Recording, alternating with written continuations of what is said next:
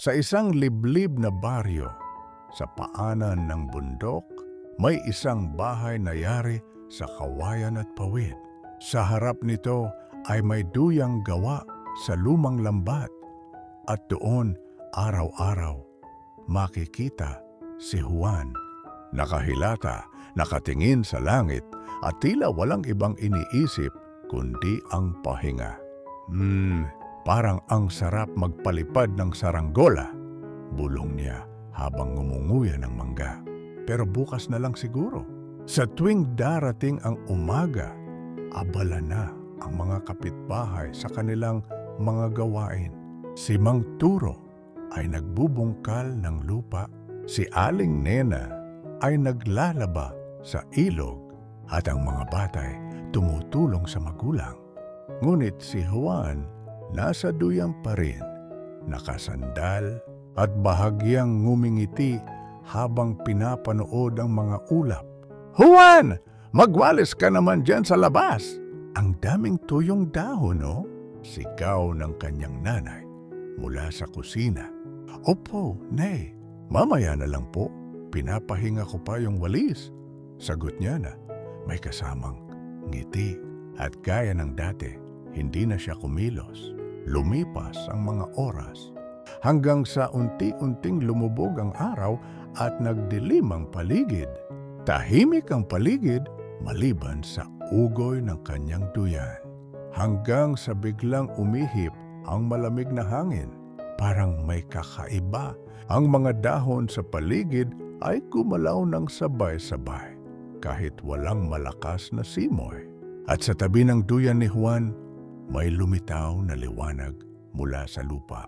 Dahan-dahang bumuka ang lupa at mula roon ay tumalon palabas ang isang maliit na nilalang. "Hoy, Juan Tamad!" Sigaw ng nilalang. Napabalikwas si Juan. "Ha? Ano to? Sino ka?" "Hindi mo ako kilala.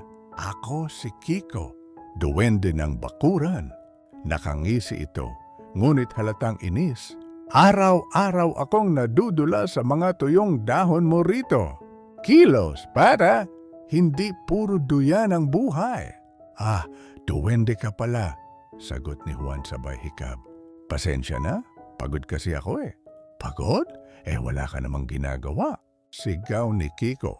"Hindi ka pa ba nagsasawa sa pagiging tamad?" Ano naman kung tamad ako? Wala naman akong inaagrabyado." "Hindi mo ba naisip, Juan?" Balik ni Kiko. "Habang ikaw ay nagpapahinga, ang nanay mo'y pagod na pagod. Ang mga kapitbahay mo nagtutulungan. Ikaw lang ang naiiba dahil pinili mong walang gawin." Tahimik si Juan.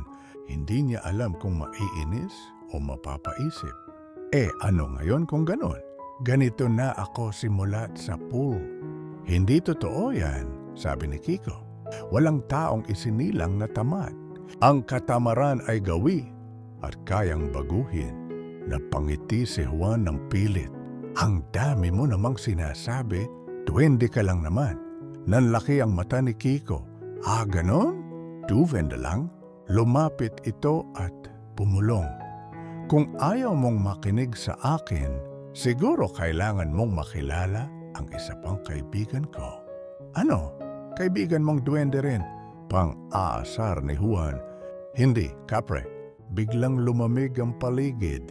Ang mga kuliglig ay natahimik at mula sa malayo, may mabigat na yabag na unti-unting lumalapit. Nanginginig ang duyan ni Juan. Ang mga sanga ng punong balete ay kumaluskos hanggang sa isang anino ang lumitaw, malaki, mataas, at may mga matang nagliliwanag sa dilim. "Ako si Apo Damok," anang malalim na tinig. "Matagal na kitang pinagmamasdan, Juan Tamad." "Naku po, kapre!" pautal na sabi ni Juan habang napaatras. "Bakit mo ako pinuntahan?" "Dahil oras na para matuto ka," sagot ng kapre. "Pinagpapala lamang ang mga taong kumikilos. Ang mga tamad, tinuturuan." Pero anong ibig mong sabihin? Sa isang iglap, nagdilim ang paligid at nang magmulat si Juan, nasa gitna na siya ng bakuran, hawak ang walis. At sa tabi niya ay si Kiko na nakahalukip-kip. Simula ngayon, sabi ni Kiko, maglilinis ka araw-araw. Tutulungan mo ang nanay mo at kapag nagsinungaling ka o tinamad ka ulit, may parusang naghihintay. Ha? Parusa? Bakit naman? Dahil ayaw naming masayang ang buhay mo, Juan, sabi ng kapre. Ang tunay na tao ay natutong magpursige kahit walang naguutos.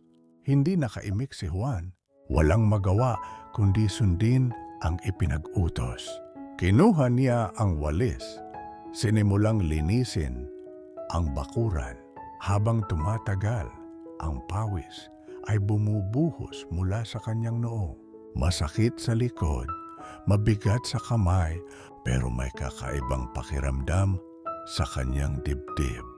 Pagkatapos ng ilang minuto, napatingin siya sa paligid, malinis, maaliwalas, at tahimik. Napangiti siya. Masarap pala sa pakiramdam yung may nagkagawa ka. Sa may tabi ng puno, si Kiko ay nakangiti rin. May pag-asa pa pala ang batang to, sabi ng duwende. At mula sa anino ng balete, ang kapre ay muling nagsindi ng tabako sabay bulong. Ngayon pa lang, nagsisimula ang tunay mong pagsubok, Juan Tamad. Kinabukasan, maagang nagising si Juan. Hindi dahil ginising siya ng kanyang ina, kundi dahil maalinsangan ang hangin at may kakaibang amoy sa paligid. Pagmulat niya, nakita niya sa tabi ng duyan si Kiko, nakatayo at nakahalukip-kip, parang sundalong nagbabantay. Anong tinitingin-tingin mo riyan? Tanong ni Juan habang nag-iinat. Hindi mo pa ba ako titigilan? Sagot ni Kiko, hindi ako aalis hanggat hindi mo natatapos ang unang pagsubok mo. Pagsubok? Napakunot no si Juan. Anong pagsubok na naman yan? Ngayong araw, sagot ni Kiko, tuturuan kitang maging responsable. Tutulungan mo ang nanay mong maglaba, mag-igib ng tubig at maghawan ng bakuran. At tandaan mo, huwag kang magsisinungaling kahit mahirap. Napakamot si Juan sa ulo. 3 agad? Aba, parang gusto mo akong pahirapan. Hindi kita pinapahirapan. Sagot ni Kiko, gusto ko lang makita kung kaya mong baguhin ang sarili mo. Huminga ng malalim si Juan, sabay sabi, sige na nga, pero pagkatapos nito, magpapahinga ko buong linggo. Ngumiti si Kiko. Tingnan natin kung makakatapos ka.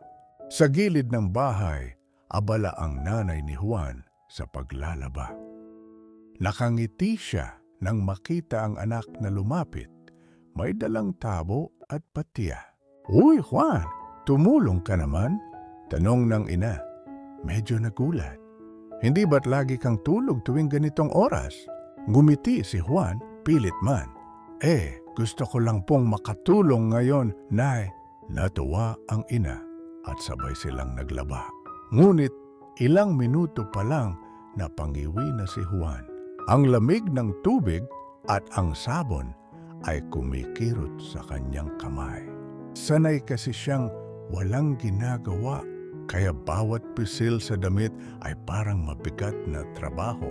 Nay, reklamo niya, ang hirap naman pala nito. Ngumiti lang ang ina. Ganito talaga, anak.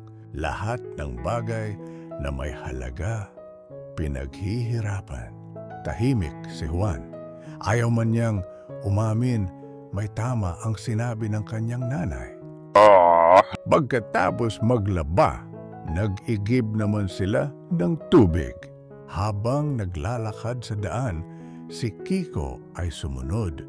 Nakatago sa likod ng puno, pinagmamasdan ang bawat kilos ni Juan. Nakita niyang medyo bumagal ito, pawis na pawis at halatang tinatamad na. Juan, sigaw ni Kiko mula sa di kalayuan. Huwag kang tatamad-tamad. Malapit ka na. Sandali lang. Ang bigat kasi ng timba.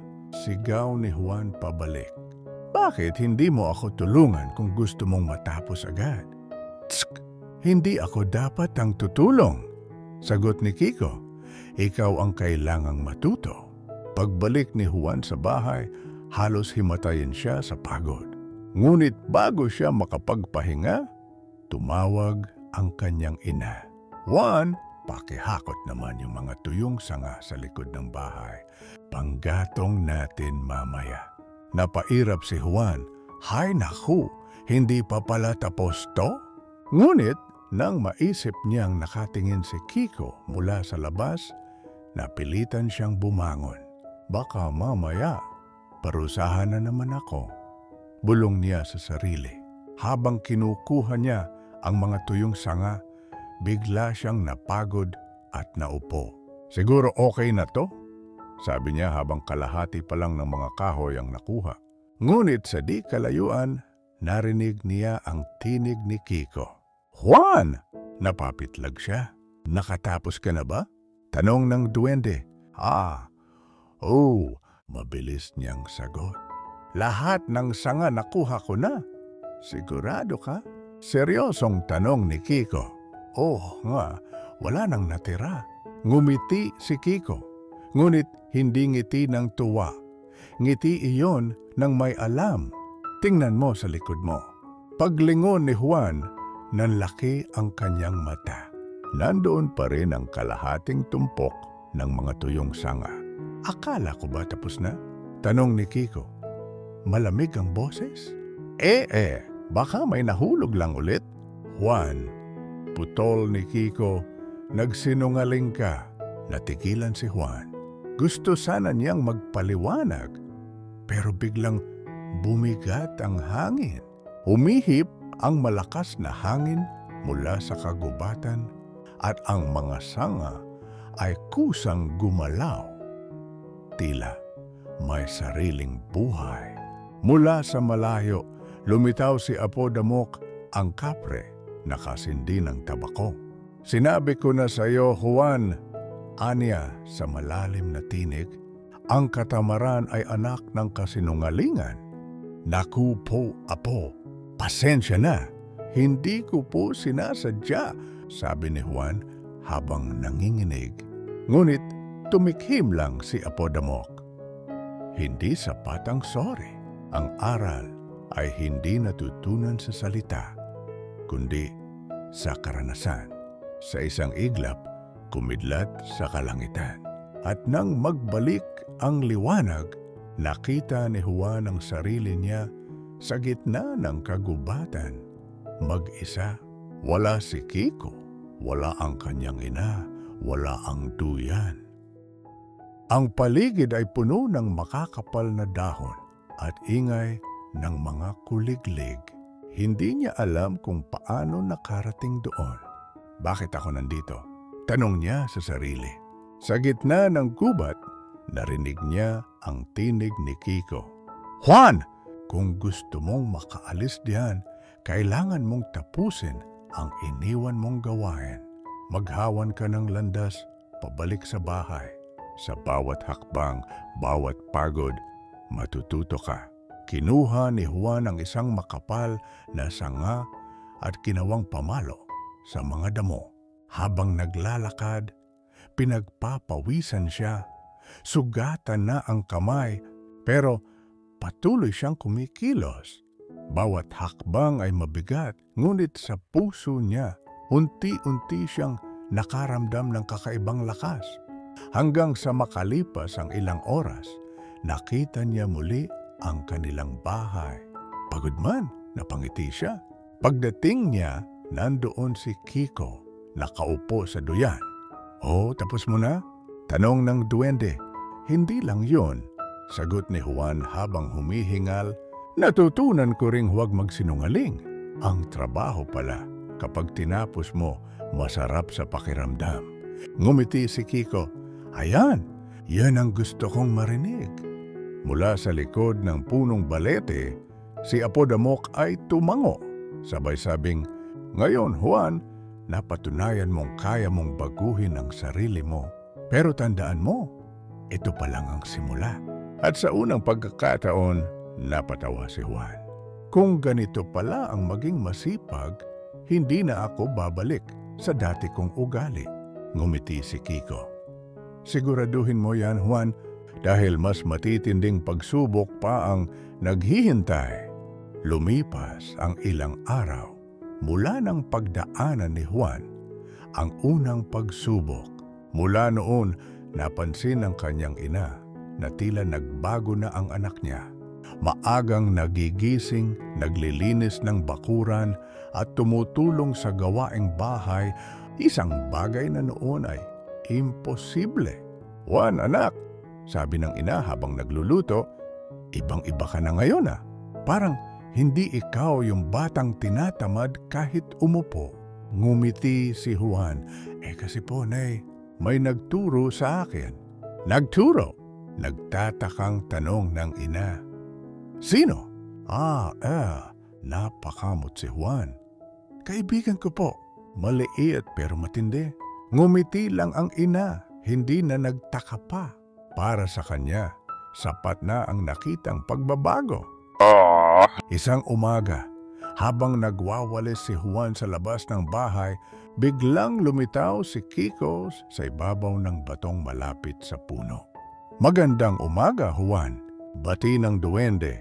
"Aba, mukhang seryoso ka ah?" "Siyempre," sagot ni Juan habang pinupunasan ng pawis. "Ayoko nang mapagalitan ni Apodamok. Hindi lang tungkol sa takot ang pagbabago." "Juan," sagot ni Kiko, "dapat galing yan sa puso." Napangiti si Juan. Di lalo ko nang sisipagan." Tumawa si Kiko. "Tama yan. Pero ngayon, may isa ka na namang pagsubok." Napakunot noo si Juan. "Ano na naman to?" "Ang tawag dito," sabi ni Kiko, "ay pagsubok ng kabutihan. Hindi ito tungkol sa lakas o sipag, kundi kung paano mo gagamitin ang puso mo sa paggawa ng tama kahit walang nakakakita." Parang madali lang yan," sagot ni Juan. "Hindi mo pa alam," sagot ni Kiko. "Sabay kindat. Tingnan natin mamaya." Makalipas ang ilang oras, nagpunta si Juan sa bukirin upang tumulong kay Mang Turo, kapitbahay nila. Habang naglalakad siya sa daan, may napansin siyang isang maliit na bag na nakasabit sa sanga ng puno. May nakasulat sa piraso ng papel, "Huwag mong gagalawin." Curious si Juan. Ano kaya to? Pinuksan niya ng dahan-dahan ang bag at nanlaki ang kanyang mata. Puno ito ng mga gintong barya. Ginto? Halos mapasigaw siya. Baka ito na ang swerte ko. Hindi ko na kailangang magtrabaho. Ngunit bigla niyang naalala ang mga sinabi ni Kiko. Ang kabutihan ay sinusukat kapag walang nakatingin. Tahimik siyang napahinto. Teka lang, pero paano kung wala naman talagang may-ari? Di sayang kung pababayaan ko lang. Habang nag-aalangan siya, lumitaw si Kiko mula sa likod ng damo. "Oh, ano yan sa kamay mo, Juan?" Tanong ng duwende, nakangiti pero seryoso ang tingin. Wala naman. Nakita ko lang to. Iniisip ko kung kanino." "Kanino nga kaya?" sabi ni Kiko, sabay tingin sa ginto. "Ang totoo, iyon ang pagsubok mo ngayon. Titignan natin kung susundin mo ang tama kahit walang nag-uutos." Napakamot si Juan sa ulo. Ang hirap naman yan. Kung iiwan ko, baka mawala. Kung dadalhin ko naman, baka akalain nilang ako ang nagnakaw. Ngumiti si Kiko. Kung totoo ang kabutihan mo, gagawin mo kung ano ang tama, hindi kung ano ang madali. Tahimik si Juan. Habang nakatingin sa bag, iniisip niya ang hirap ng kanilang buhay. Madalas silang kapusin sa pagkain. Madalas wala siyang bagong tsinelas. At ngayong nasa harap niya ang pagkakataong yumaman, kailangan pa bang palampasin niya? Ngunit biglang pumasok sa isip niya ang mukha ng kanyang ina. Pawis, pagod, pero laging may nangiti. Anak, ang tama ay tama kahit walang nakakakita. Palagi nitong sinasabi, dahan-dahan niyang isinara ang bag. Sige na nga, babalik ko ito. Ngumiti si Kiko. Yan ang gusto kong marinig. Bumalik si Juan sa baryo at nagtanong-tanong kung kanino ang bag. Maya-maya, lumapit si Mang Turo, halatang balisa. Juan, nakita mo ba yung bag ko? Naiwan ko yata kanina sa daan. Kinuha ni Juan ang bag at iniabot ito. Eto po, Mang Turo. Nakita ko kanina pero hindi ko ginalaw. Napaluha si Mang Turo sa tuwa. Salamat anak, iyan ang ipon ko ng maraming taon. Akala ko wala na. Ngumiti lang si Juan. Wala po yun. Dapat lang ibalik sa may-ari. Kinagabihan, habang nakahiga sa duyan, lumitaw si Kiko. Magaling Juan, hindi mo alam kung gaano kalaking bagay ang ginawa mo. Ngumiti si Juan. Hindi naman ako naghahanap ng kapalit. Gusto ko lang gawin yung tama. Yan ang tunay na kabutihan, sabi ni Kiko. Ginagawa kahit walang kapalit. Mula sa di kalayuan, muling lumitaw si Apo Damok. Nakaupo ito sa sanga ng balete, nakamasid. Magaling, Juan, sabi ng kapre. Marami sa mga matatanda, nakalimutan na ang ganitong kabutihan. Ngunit ikaw, natutunan mong tumindig sa tama kahit walang nakakakita. Maraming salamat po, sagot ni Juan. Pero hindi pa rin ako sanay. Minsan, gusto ko pa rin bumalik sa dati. Ngumiti si Apo Damok. Normal lang yan. Ang pagbabago ay hindi madali. Ang mahalaga, hindi mo tinatalikuran ang tama. Kinabukasan, kinising siya ng liwanag ng araw. Habang naglalakad siya sa bakuran, napansin niyang may bagong tanim na puno malapit sa duyan. Hindi niya alam kung sino ang nagtanim. Sa tabi nito, may maliit na papel na nakatusok sa lupa. Nakaukit dito ang mga salitang, ang kabutihan ay parang binhing itinanim. Lalaki, yayabong, at magbubunga basta't patuloy mong aalagaan. Ngumiti si Juan. Siguro si Kiko ang nagtanim nito. At mula sa anino ng puno, may narinig siyang mahinang tawa ng duwende. Hindi lang ako, Juan. Ang nagtanim niyan ay ang bagong ikaw. Lumipas ang ilang linggo matapos mapasa ni Juan ang pagsubok ng kabutihan. Masaya ang kanyang ina, mas masigla ang bahay, at halos buong baryo ay napapansin na ang pagbabago niya. Si Juan ba yan? Sabi ng mga kapitbahay, hindi na yata tamad yan, Ngumiti lang si Juan. Sa puso niya, may kakaibang ginhawang hindi niya maipaliwanag. Hindi na siya tamad, oo. Pero minsan, may mga sandaling bumabalik mo sa isip niya ang dating buhay. Ang walang inaalala, walang ginagawa, at walang responsibilidad. Isang hapon, habang nagpapahinga si Juan sa ilalim ng puno, lumitaw si Kiko. May bit-bit na maliit na supot. Juan! Tawag nito. May ibibigay ako sa iyo. Ano yan? Tanong ng binata. Isang gantimpala mula kay Apo Damok. Sagot ni Kiko, sabay abot ng supot. Binibili niyang gamitin mo lang ito kung kinakailangan. Nang buksan ni Juan, nanlaki ang kanyang mga mata. Gintong butil, 3 piraso, kasing liit ng mais, pero kumikislap sa liwanag ng araw. Ginto? Para saan to? Lihim yan ng aming lahi. Paliwanag ni Kiko. Bawat butil kayang gawing tunay na ginto ang kahit anong bagay na hahawakan mo. Pero ingat ka, kapag ginamit mo ito sa kasakiman, mawawala ang lahat ng natutunan mo. Napakurap si Juan. Grabe naman to, para akong binigyan ng kapangyarihan. Tumango si Kiko. Oo, pero tandaan mo, ang tunay na yaman ay hindi nasusukat sa ginto. Kinagabihan, habang tulog na ang ina, inilabas ni Juan ang supot. Pinagmasdan niya ang mga butil na tila kumikislap sa dilim.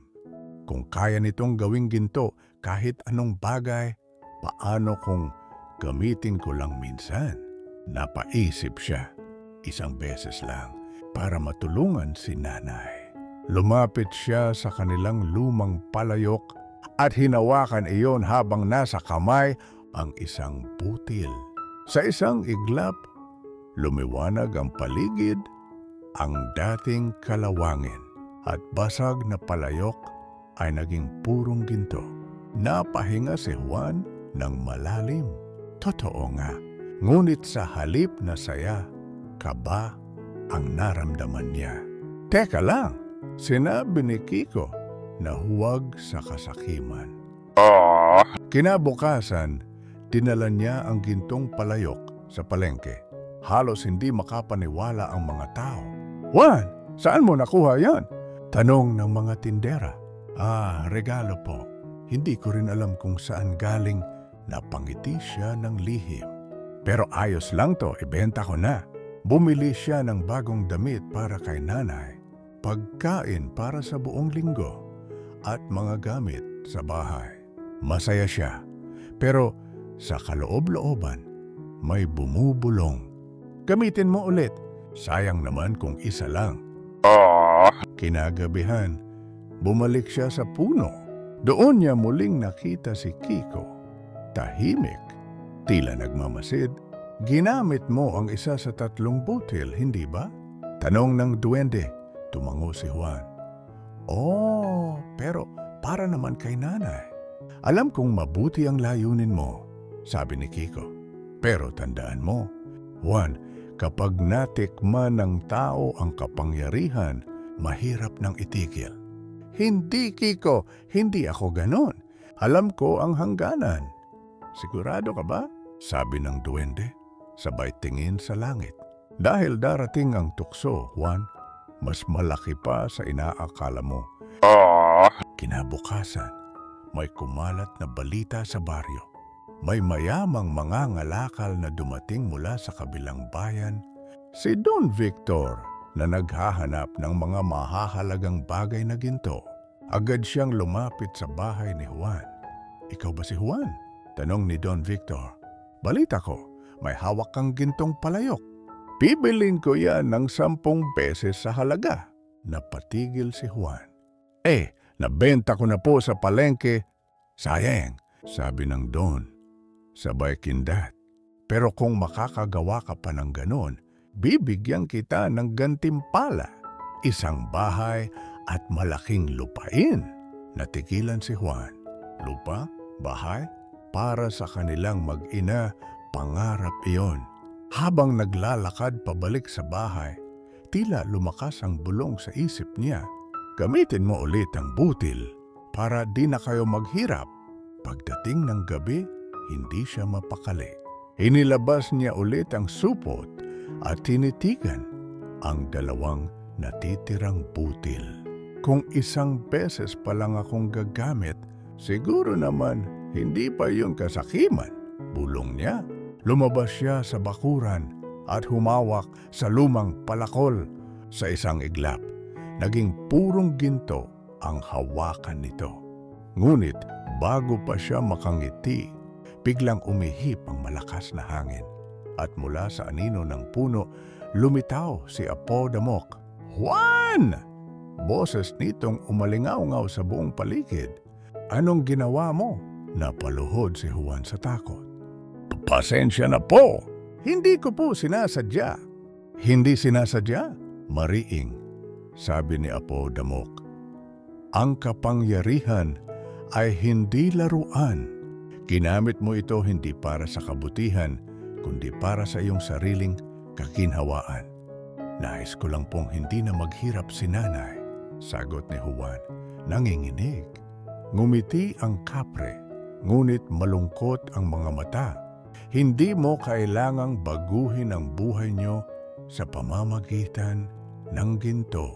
Ang tunay na yaman, Juan, ay ang sipag at puso mong marunong tumulong. Sa isang iglap, lumiwanag ang gintong palakol at tuluyang naglaho, kasabay ng isa pang butil sa supot ni Juan. Nawala. Bulong ni Juan. Ito ang parusa, sabi ni Apo Damok. Isa na lang ang natitirang butil. Sa huli, ikaw ang pipili kung sino ang mananaig, ang puso mo o ang tukso ng ginto. Pagkatapos noon, lumubog ang buwan. Tahimik si Juan habang nakatingin sa langit. Nasa kamay niya ang huling butil, kumikislap sa liwanag ng gabi. Sa kanyang dibdib, may halong takot at panghihinayang. Isa na lang, bulong niya. Isa na lang, pero parang bigat-bigat. At mula sa hangin, maririnig ang tinig ni Kiko. Ang tunay na kayamanan, Juan, ay hindi nasa kamay, kundi nasa puso. Mula nang mawala ang isa sa 3 gintong butil, tahimik na si Juan. Hindi na siya ganoon kasigla. Madalas, nakaupo lang siya sa duyan, nakatitig sa langit. Sa kanyang kamay, palaging nandun ang supot na may natitirang isang butil. Hindi niya ito magawang itapon, pero hindi rin niya magawang gamitin. Bakit ba ganito? Bulong niya. Gusto ko lang naman ng magandang buhay. Mula sa likod ng puno, biglang lumitaw si Kiko, ang duwende, dala ang maliit na sulong. Wen, tawag niya. Ay, hindi ka na lumalapit sa akin. Bakit? Napabuntong hininga si Juan. Nahihiya ako, Kiko. Nabigo ko kayo ni Apo Damok. Hindi mo kami binigo, sagot ni Kiko. Ang kabiguan ay kapag tumigil ka ng subukan. Pero ginamit ko yung ginto. Tao ka lang, Juan, sabi ng duwende. Ang mahalaga, natututo ka. Ngumiti si Kiko at naupo sa tabi niya. Gusto mo bang malaman kung ano talaga ang dahilan kung bakit binigyan ka ng 3 butil? Tumango si Juan. Hindi para yumaman ka, sabi ni Kiko, kundi para makita namin kung gaano kalinis ang puso mo. Ang kapangyarihan ay sinusubok, hindi ibinibigay ng basta-basta.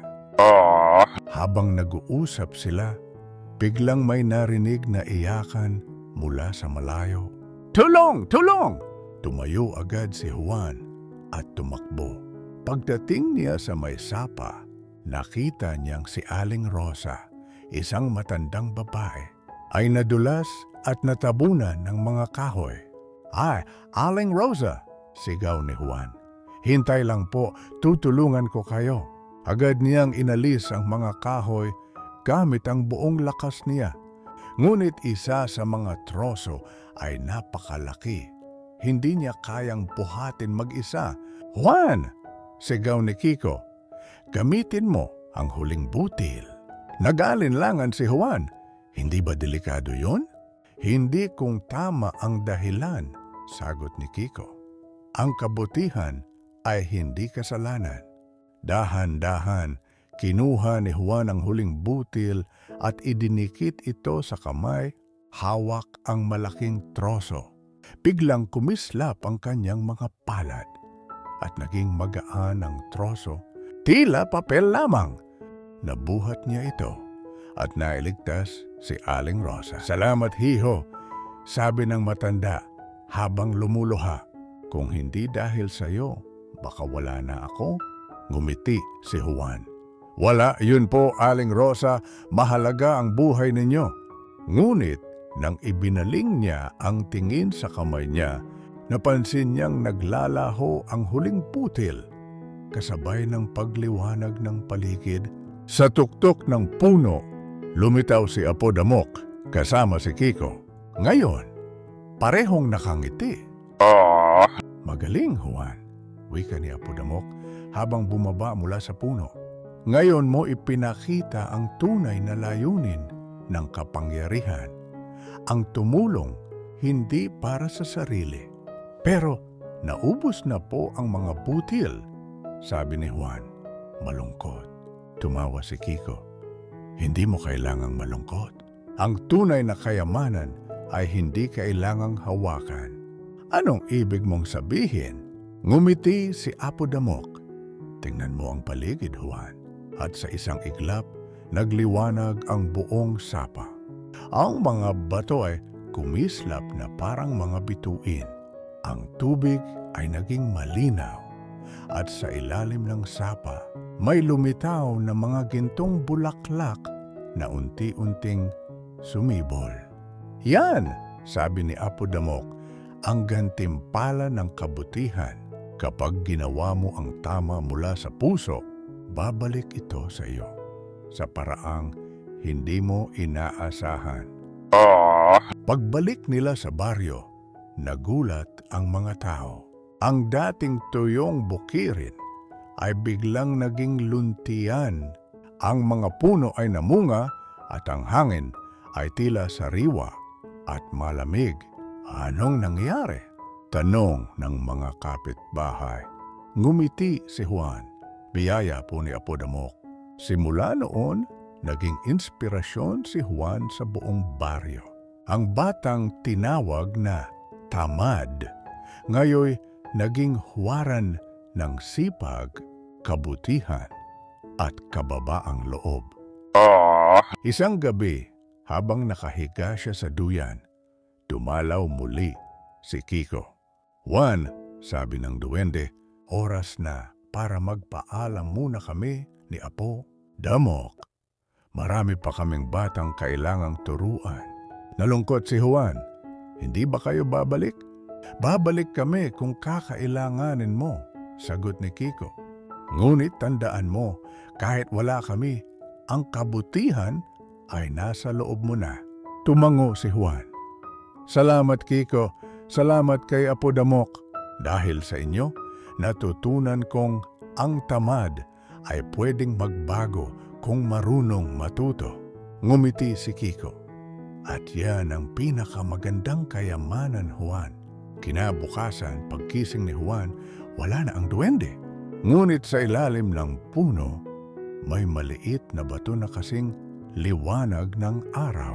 May nakaukit na mga salita. Ang tunay na ginto ay ang pusong marunong magmahal, magpatawad, at tumulong sa iba. Ngumiti si Juan, tumingin sa langit, at sabay sabi, salamat sa lahat. Hindi ko man hawak ang ginto, hawak ko naman ang aral. At sa malayo, tila narinig niya ang tinig ni Kiko at Apo Damok. Aka, Charles. Tama yan, Juan, tama yan. Pagkalipas ng ilang araw, mula nang mawala sina Kiko at Apo Damok, nanumbalik ang tahimik na buhay ni Juan.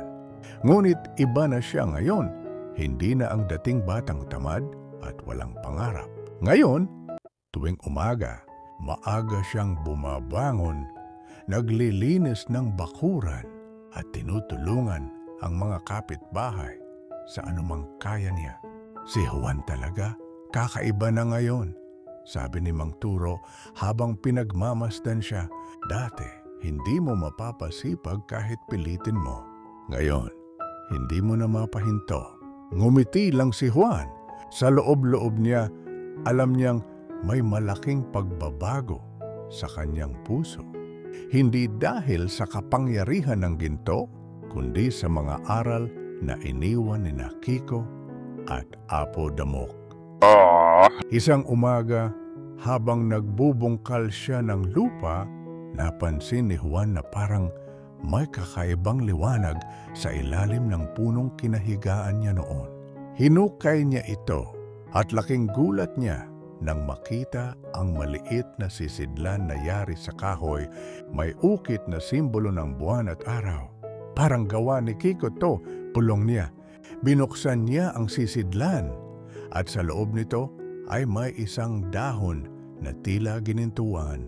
Sa ibabaw ng dahon, may nakasulat, ang kabutihan ay hindi nagtatapos sa sarili. Ipagpatuloy mo ito, Juan, sa iba namang nangangailangan. Napangiti siya, sabay sabi, siguro ito na ang susunod kong misyon. Mula noon, araw-araw siyang tumutulong sa mga taga-baryo. Nag-aayos siya ng sirang bubong, nagdidilig ng tanim ng matatanda, at tinuturuan ang mga bata ng wastong gawain. Juan, salamat ha, sabi ni Aling Rosa, habang binibigyan siya ng bagong lutong tinapay. Kung lahat ng kabataan ay tulad mo, siguro mas gaganda ang buhay ng bawat isa. Ngumiti si Juan. Wala yon, Aling Rosa. Lahat tayo may kakayahang tumulong. Ngunit sa kabila ng lahat, may kakaibang pananabik pa rin siyang nararamdaman. Minsan, tuwing gabi, tumitingin siya sa puno at nag-aabang. Baka sakaling bumalik sina Kiko at Apo Damok. Isang gabi, habang tahimik ang paligid, napansin ni Juan ang mahina ngunit pamilyar na liwanag sa may ilog. Lumapit siya at doon niya nakita ang isang batang babae na umiiyak. Uy, bakit ka umiiyak? Tanong ni Juan. Tatay ko, naligaw sa gubat. Hindi pa siya umuuwi, sagot ng bata, nanginginig. Agad na nagpasya si Juan na tulungan ito. Kumuha siya ng lampara at tinungo ang gubat. Habang naglalakad, naramdaman niya ang malamig na simoy ng hangin at ang mga alon ng anino sa paligid. Bigla, may narinig siyang mababang boses. Juan, napatigil siya. Kiko, Apo Damok? Ngunit walang sumagot. Tanging ang ihip ng hangin at ang liwanag ng buwan ang kasama niya. Maya-maya, may nakita siyang anyo ng lalaki sa di kalayuan, nakahandusay. May kalos sa noo. Agad siyang lumapit at nakita niyang ito ang ama ng batang babae. Manong, gising po kayo! Sigaw ni Juan habang tinutulungan itong bumangon. Dinala niya ito pabalik sa baryo at doon sinalubong ng pasasalamat ng mag-ama ang kanyang kabayanihan. Hindi namin alam kung paano kami makakabawi, sabi ng lalaki. Wala pong dapat bayaran, sagot ni Juan, nakangiti. Basta tulungan din po ninyo ang iba kapag may pagkakataon. At sa likod niya, tila narinig niyang tumawa si Kiko. Yung malutong at pamilyar na tawa ng duwende. Napatingin siya sa langit, sabay bulong, salamat sa gabay. Kinabukasan, lumapit sa kanya ang kapitan ng baryo. Juan, balita ko'y tumulong ka na naman kagabi. Isa kang inspirasyon sa lahat ng kabataan dito. Ngumiti si Juan, mahinhin. Ginagawa ko lang po ang tama. Sa totoo lang, patuloy ng kapitan, gusto kitang tulungan. Bubuksan natin ang bagong proyekto para sa mga kabataan. Isang maliit na paaralan dito sa baryo. Gusto kong ikaw ang mamuno. Halos hindi makapaniwala si Juan. Ako po? Pero hindi naman ako marunong magturo. Hindi kailangan ng diploma para magturo ng kabutihan. Sagot ng kapitan, kailangan lang ng puso at alam kong meron ka niyan. Simula noon, naging tagapagturo si Juan sa kanilang baryo. Tinuruan niya ang mga bata ng sipag, respeto at malasakit sa kapwa. Madalas niyang sinasabi, ang kabutihan ay parang binhi, maliit sa simula pero lalaki kapag inalagahan. At sa bawat aral na kanyang ibinabahagi, tila ramdam niyang naroon pa rin si Kiko nakaupo sa sanga ng puno, nakangiti, proud sa kanya. Isang dapit hapon, habang papalubog ang araw, umupo si Juan sa ilalim ng punong balete. Ang langit ay kulay kahel at ang hangin ay payapa. Nagawa ko yung ipinangako ko sa inyo, mahina niyang sabi. Ang kabutihan, itinuloy ko na sa iba. At mula sa dapit hapon, may dumapong sinag ng liwanag sa kanyang balikat. Mainit, marahan, at tila yakap ng dalawang dating kaibigan. Narinig niya ang boses ni Apodamok, malambing ngunit makapangyarihan. Juan, anak ng kabutihan, ang iyong bagong simula ay simula rin ng pagbabago ng mundo. At mula sa hangin, muling narinig ang tawa ni Kiko. Hindi ka natamad, Juan. Isa ka ng inspirasyon. Ngumiti siya, pinikit ang mga mata, at hinayaang damhin ang hangin ng dapit hapon. Mula sa batang tamad na walang direksyon, naging si Juan na marunong magmahal, magpatawad, at magbahagi ng kabutihan. Makalipas ang ilang buwan, hindi nakilala ng mga tao ang dating baryo ni Juan. Dati, halos walang nagtutulungan, walang disiplina, at laging reklamo ang maririnig sa paligid. Ngayon, bawat sulok ay puno ng sigla. May nagtatanim, may nagtuturo, at may mga batang tumatawa habang naglalaro sa ilalim ng araw. Ang dating bakanteng lote ay ginawang paaralan at si Juan mismo ang nagtuturo roon. Wala siyang sweldo, pero kapalit nito ay ngiti ng mga bata at paggalang ng buong komunidad. Sir Juan! Sir Juan! Tawag ng batang si Pilo habang kumakaway. Natapos ko na po yung itinuro ninyo kahapon. Tingnan niyo po! Ngumiti si Juan habang tinitingnan ang gawa ng bata, isang simpleng sulat na may linya. Ang kabutihan ay parang apoy, dapat ipasa sa iba. Magaling. Pilo, sabi ni Juan, yan ang aral na di mo kailangang kabisaduhin, basta sa puso mo. Ang baryong may pagkakaisa. Tuwing umaga, sabay-sabay na naglilinis ang mga taga-baryo. Anumang kakabataan ay tumutulong sa mga matatanda at ang mga may negosyo ay nagbibigay ng libreng pagkain tuwing linggo. Sa gitna ng lahat, si Juan ang nagsisilbing gabay at inspirasyon. Juan, sabi ng kapitan habang nakamasid sa paligid, hindi ko akalaing ganito kabilis magbago ang baryo. Lahat po tayo ang dahilan niyan, sagot ni Juan. Ako lang ang nagturo, pero kayo ang kumilos. Ngumiti ang kapitan. Tama ka, pero hindi pa rito nagtatapos ang pagsubok. Anong ibig ninyong sabihin? Tanong ni Juan. May balita akong galing sa kabilang baryo, sagot ng kapitan. Medyo seryoso ang tono. May mga taong dumarating at bumibili ng lupa dito. Gusto raw nilang gawing minahan. Napatigil si Juan. Minahan? Pero dito nakatanim ang mga tanim ng mga tao. Dito sila nabubuhay. Alam ko, kaya kailangan nating paghandaan yan, sabi ng kapitan. Ang pagdating ng mga dayuhan, ilang araw ang lumipas, dumating nga ang mga banyagang negosyante. Magagara ang kanilang sasakyan, makintabang sapatos, at malakas ang halakhak. Kasama nila ang isang lalaking taga-baryo rin, si Berto, dating kaklase ni Juan na umalis noon para magtrabaho sa syudad. Juan! Sigaw ni Berto sabay yakap sa kanya. Grabe, ang laki ng pinagbago mo ah. Ikaw na pala ngayon ang bida dito sa baryo. Ngumiti si Juan.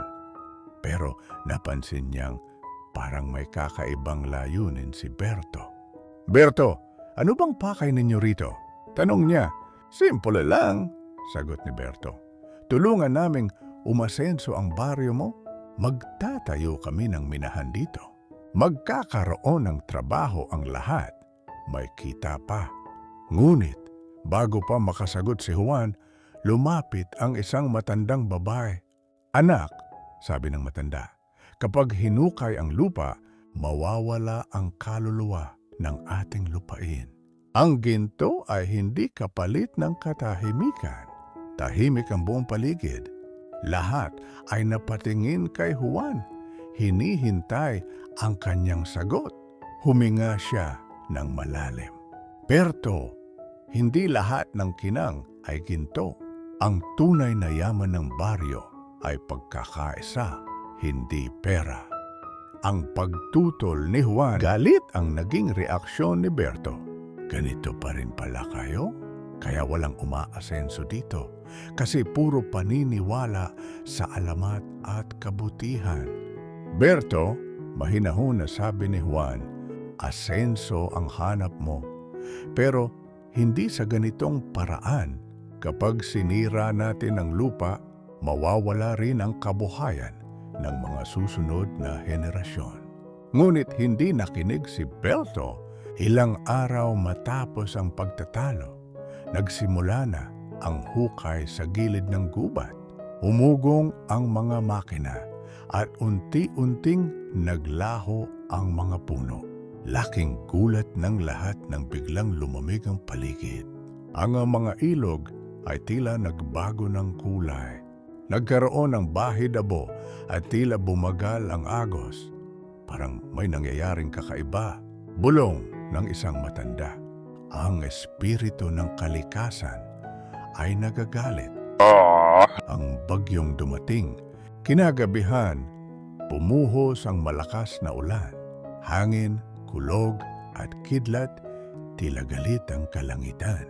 Ang mga tao ay nagtakbuhan, nagsisigawan at nagtakip ng mga bahay. Ngunit sa gitna ng unos, si Juan ay lumabas.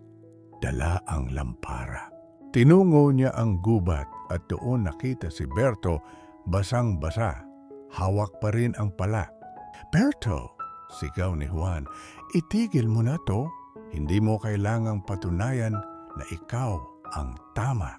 Ngunit sumagot si Berto ng galit, hindi mo maiintindihan, Juan. Gusto ko lang umasenso. Gusto kong mapatunayan sa lahat na kaya kong baguhin ang tadhana ko. Pero sa maling paraan, sagot ni Juan. Ang tunay na pagbabago ay yung may respeto sa tao, sa lupa at sa kalikasan. Biglang kumidlat sa pagitan nila. Sa isang iglap, bumigay ang lupa sa paligid. Bumukas ang isang malaking bitak at muntik nang mahulog si Berto.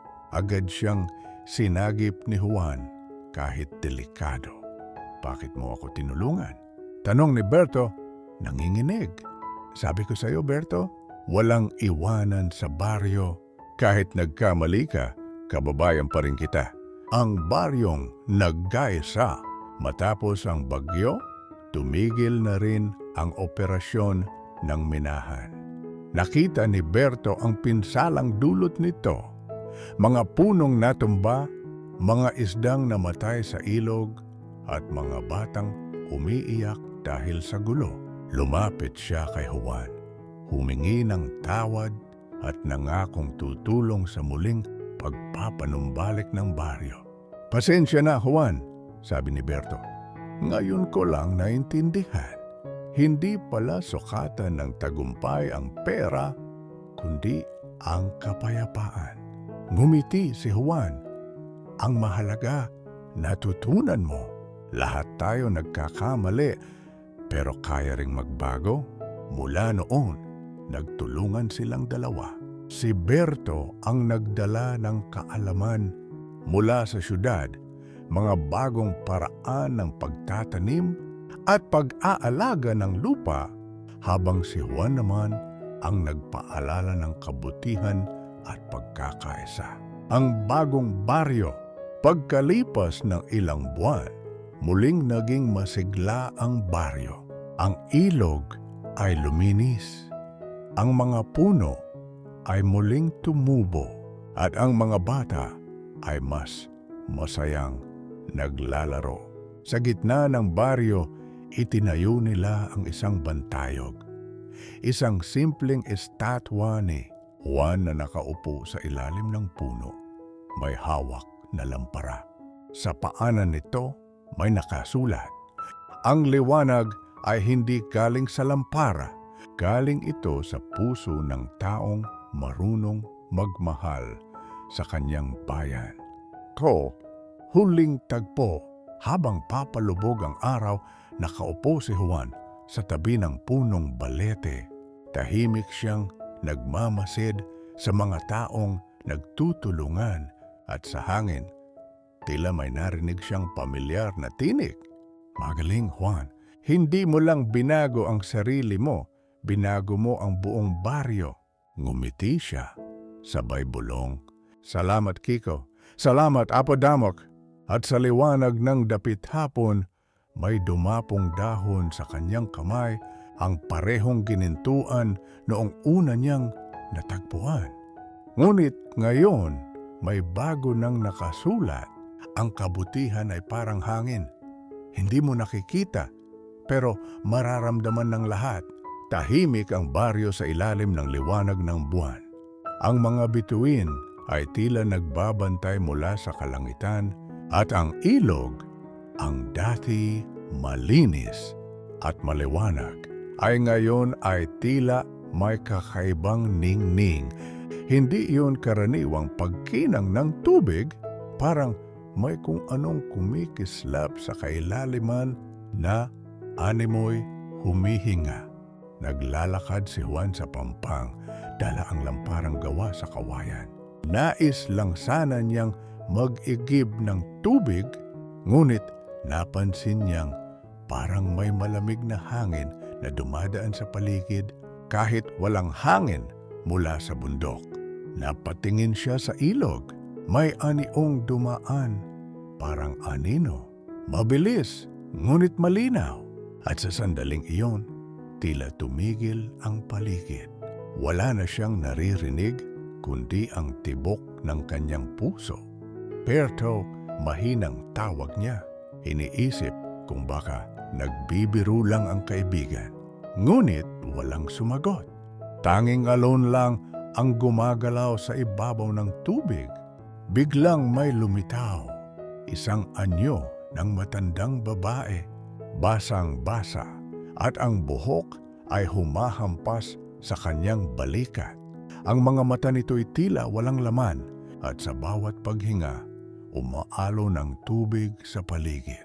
Juan, mahinang tinig na parang humahaplos sa hangin. Nasaan ang pangako mo? Napatras si Juan, halos mabitiwan ng lampara. Ano pong ibig ninyong sabihin? Lumapit ang anino at sa sandaling iyon, napansin ni Juan na hindi ito tao. Isa itong espiritu ng ilog, ang tagapagbantay na matagal nang hindi nagpapakita. Ang babala ng espiritu, ang lupa'y muling nagising, wika ng espiritu. Ang ginawa mong kabutihan ay nagdala ng liwanag, ngunit ang sugat na iniwan ng kasakiman ay hindi pa tuluyang naghihilom. Patawad po, sagot ni Juan. Sinubukan po naming itigil ang minahan.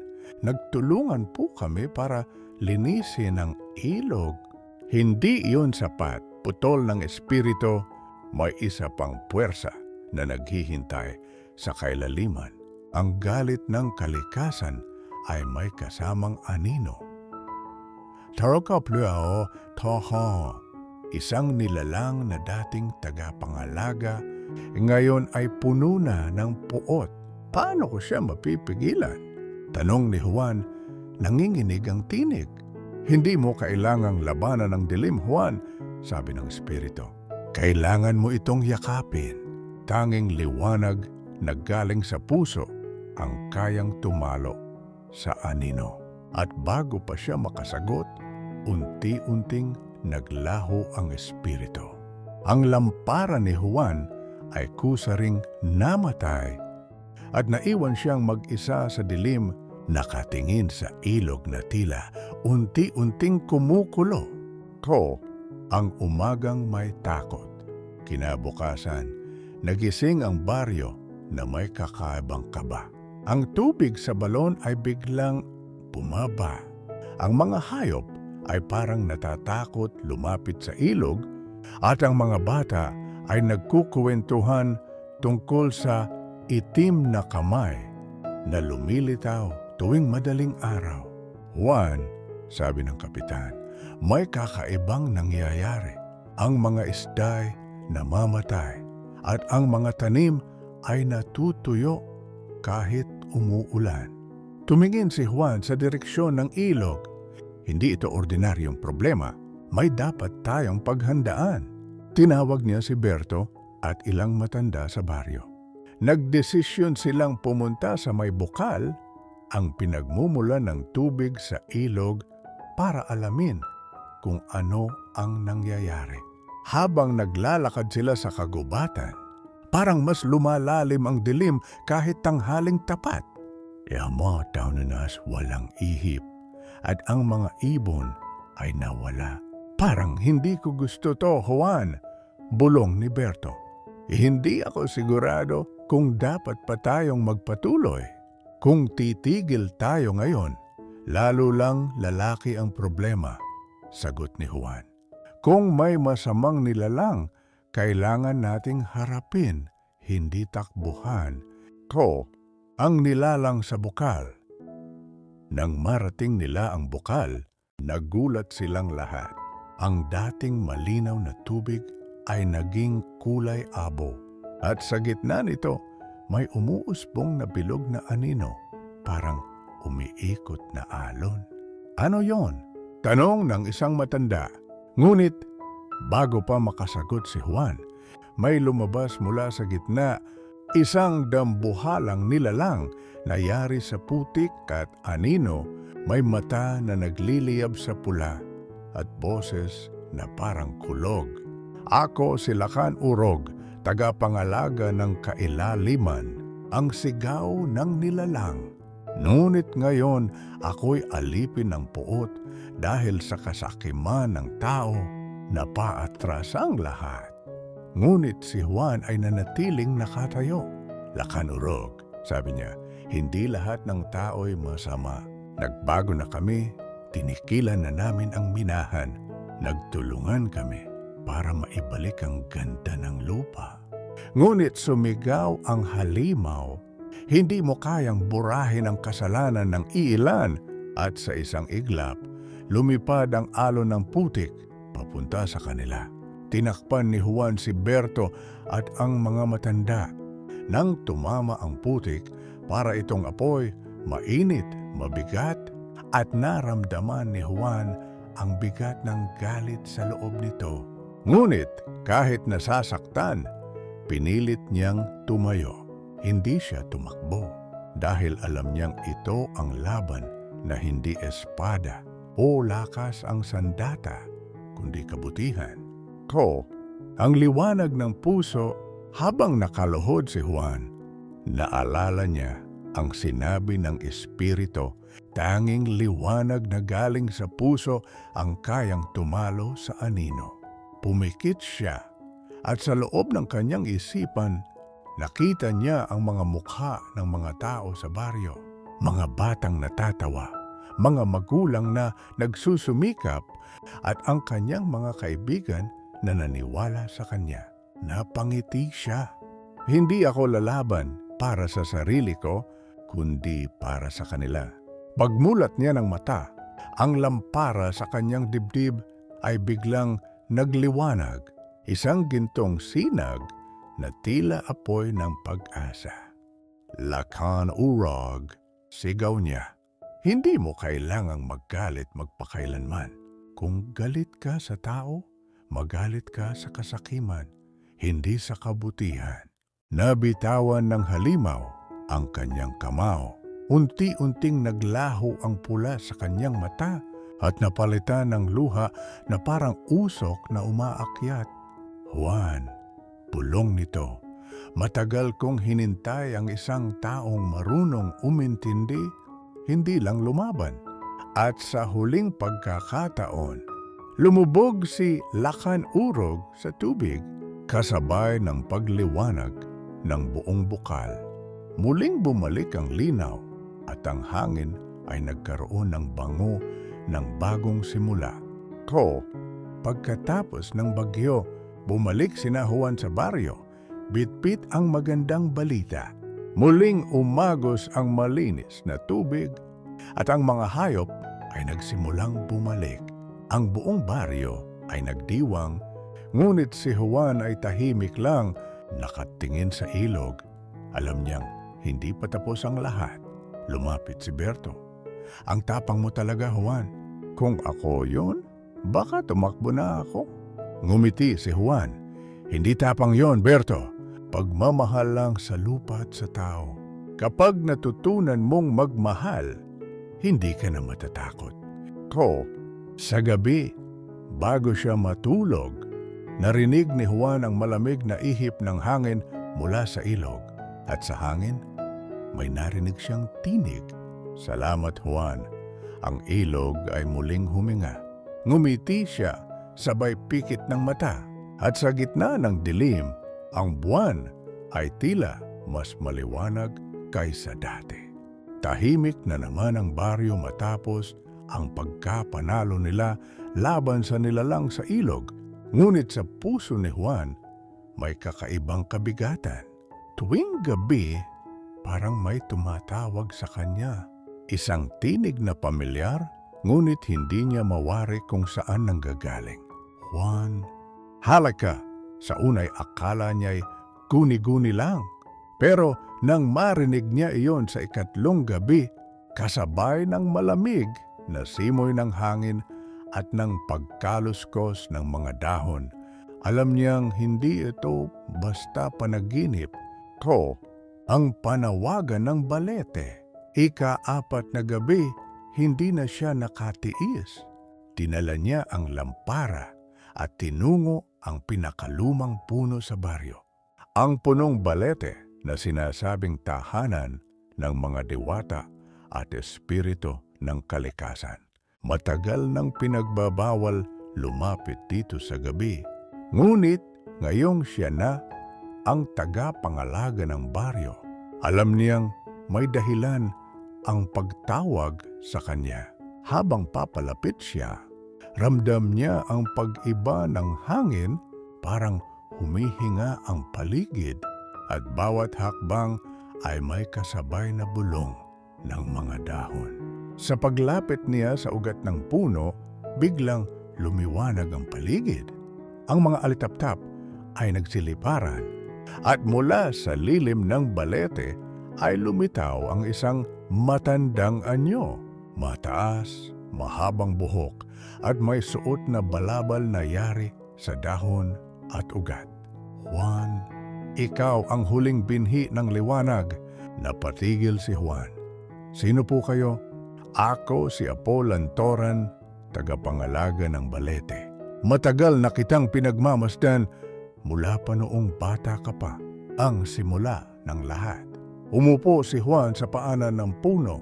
Ang hangin ay tila nagiging musika at ang mga dahon ay gumagalaw sa ritmo ng boses ni Apolantoran. Bago pa man isinilang ang iyong mga ninuno, sabi ng matanda. Ang baryong ito ay tahanan ng 3 dakilang nilalang, ang kapre, ang duwende, at ang espiritu ng tubig. Sila ang tagapangalaga ng lupa, ng hangin, at ng tubig. Ngunit nang dumating ang mga tao, nagbago ang balanse. Naging sakim, naging bulag sa kagandahan ng kalikasan. Tumingin siya kay Juan, matalim ang mga mata.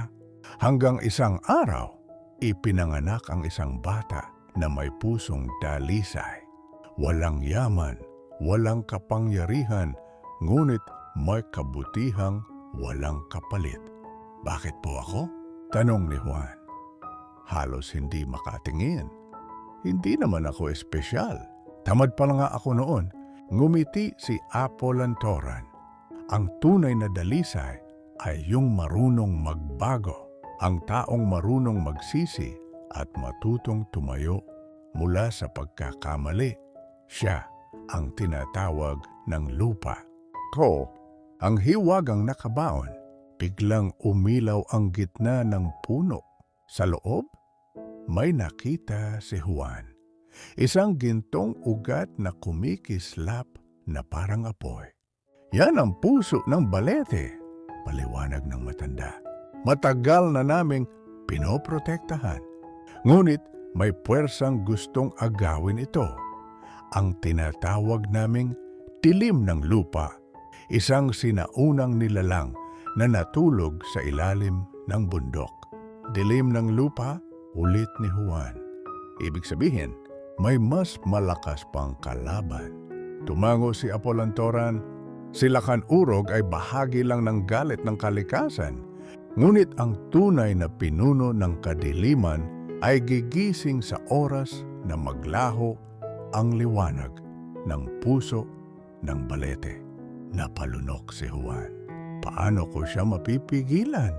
Hindi mo siya mapipigilan mag-isa, sagot ng matanda. Kailangan mong muling buhayin ang tatlong sagradong tagapangalaga, ang kapre, ang duwende, at ang espiritu ng tubig. Ko, ang tatlong sagradong sigla. Lumuhod si Juan. Paano ko sila matatagpuan? Buksan mo ang puso mo, sagot ni Apo Lantoran. Ang bawat nilalang ay nakatali sa kabutihan ng taong nakakakita sa kanila. Sa sandaling iyon, lumiwanag ang paligid. Mula sa mga ugat ng puno ay lumabas ang tatlong liwanag, kulay berde, asul at kahel. Ang berde ay nag-anyo bilang kiko.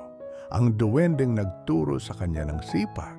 Ang asul ay naging anyo ng espiritu ng ilog na minsang nagbabala sa kanya. At ang kahel ay naging anino ng Apo Damok, ang kapre na minsang nagparusa sa kanya noon. Juan, wika ni Kiko, matagal na tayong naghintay sa pagbabalik mo. Hindi mo alam, pero ikaw ang dahilan kung bakit kami nagbalik sa liwanag. Anong ibig mong sabihin? Ang kabutihan mo, sagot ng espiritu ng ilog, ang nagbalik ng balanse. At ngayon, kailangan ka naming muli upang ihanda ang mundo bago magising ang dilim ng lupa. Ko, ang panata, lumapit si Apo Lantoran at inabot ang kanyang kamay.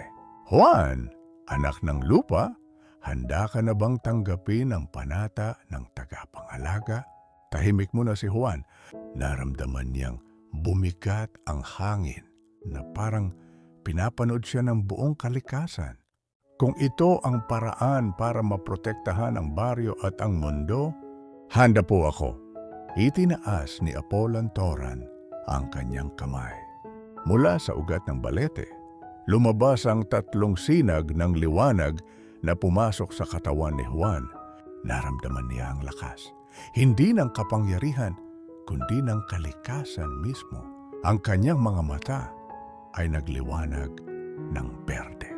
Sa kanyang dibdib, tumibok ang ginintuang marka ng balete. Muling nagsalita si Apo Lantoran, mula ngayon, ikaw si tagapangalaga ng liwanag. Ang iyong puso ang magiging tulay ng mga tao at ng kalikasan. Ngunit tandaan mo, ang bawat liwanag ay may aninong sumusunod. Ko, ang unang babala pagkatapos ng ritual, biglang kumulog kahit walang ulan. Ang lupa ay bahagyang umuga at mula sa malayo, narinig nila ang tila pag-iyak ng bundok. Dumating na siya, bulong ni Apo Damok, ang kapre. Ang dilim ng lupa ay nagigising na. Tumingin si Juan sa langit, kung saan may makapal na ulap na unti-unting bumabalot sa buwan. hindi na siya natakot. Hindi na siya si Juan Tamad. Isa na siyang tagapangalaga, handang harapin ang dilim alang-alang sa kabutihan ng lahat. Mula sa pagiging tamad at walang direksyon.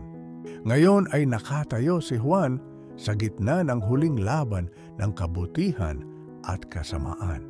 Harapin niya ang dilim ng lupa, isang sinaunang nilalang na gustong lamunin ang buong daigdig. Makikita natin kung hanggang saan aabot ang tapang, sakripisyo at pagmamahal ng isang dating tamad na ngayoy tagapangalaga ng liwanag. At dito nagtatapos ang kwento ni Juan Tamad. Isang batang dating walang pangarap, ang ngayon ay simbolo ng pagbabago at pag-asa mula sa duyang kanyang kinahigaan. Hanggang sa labanang kanyang hinarap, natutunan niya na ang tunay na kahulugan ng buhay ay hindi nasusukat sa ginhawa kundi sa kung paano ka bumabangon sa bawat pagkakamali. Ang kapre, ang duwende, at ang espiritu, rawa, hindi lang basta mga nilalang ng kagubatan.